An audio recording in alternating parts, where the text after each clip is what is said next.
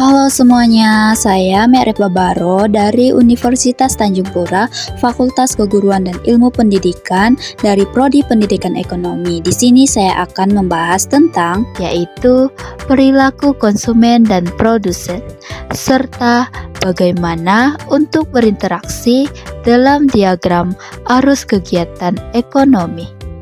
Nah, mari kita simak video ini. Kali ini kita membahas tema yang sangat penting dalam ilmu ekonomi, yaitu perilaku konsumen dan produsen, serta bagaimana untuk berinteraksi dalam diagram arus kegiatan ekonomi. Yang pertama, pengertian konsumen dan produsen. Nah, kalian tahu nggak sih apa itu konsumen dan produsen?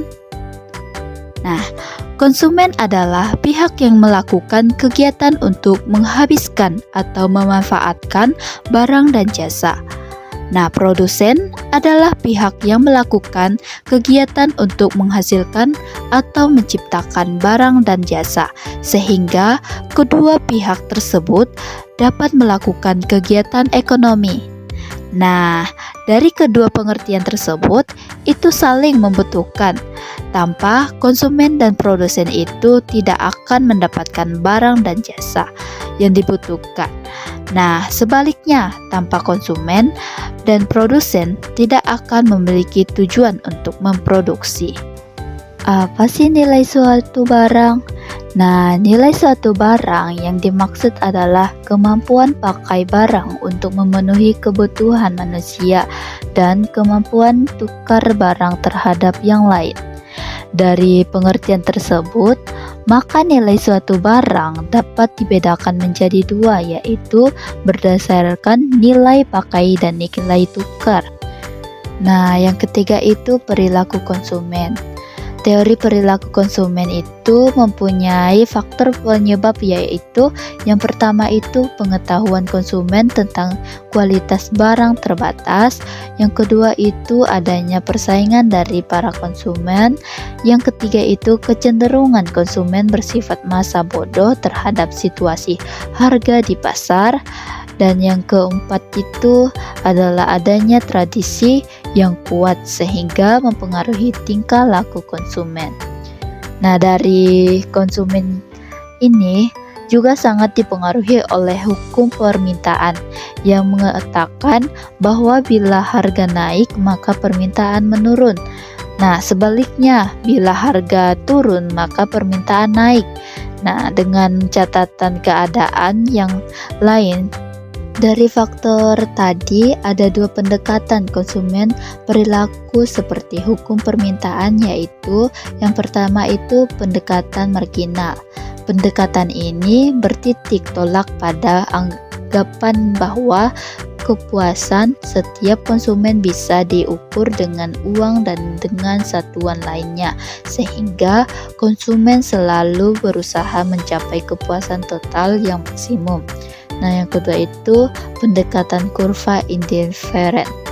Nah, ini adalah kurva yang menunjukkan kombinasi konsumen antara dua macam barang yang memberikan tingkat kepuasan sama di bagian konsumen. Nah, kurva indiferen memiliki beberapa ciri atau sifat antara lain. Yang pertama itu mempunyai kemiringan negatif. Artinya miring dari kiri atas ke kanan bawah.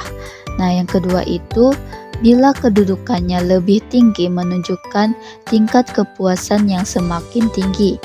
Nah, yang ketiga itu tidak pernah saling berpotongan dengan kurva indiferen yang lain. Yang keempat itu jembung ketika asal atau titik nol. Dan bisa kita lihat pada gambar tersebut. Perilaku konsumen dan perilaku produsen dipengaruhi oleh beberapa faktor. Perilaku konsumen itu misalkan konsumen membeli barang atau jasa yang memberikan kepuasan maksimal dengan anggaran yang dimiliki, dan di mana konsumen juga akan mempertimbangkan harga, kualitas, dan preferensi pribadi.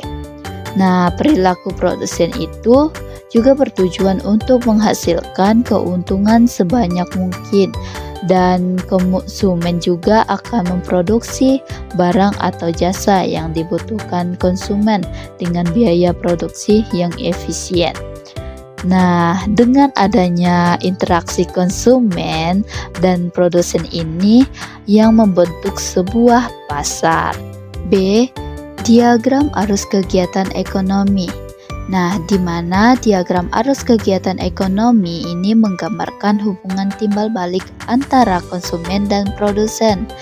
Nah, pasar barang dan jasa itu di mana produsen menawarkan barang atau jasa kepada konsumen dan konsumen membayar uang untuk mendapatkan barang dan jasa tersebut. Nah, yang kedua itu pasar faktor produksi. Nah, di mana konsumen menyediakan faktor produksi seperti tenaga kerja, tanah, dan modal kepada produsen.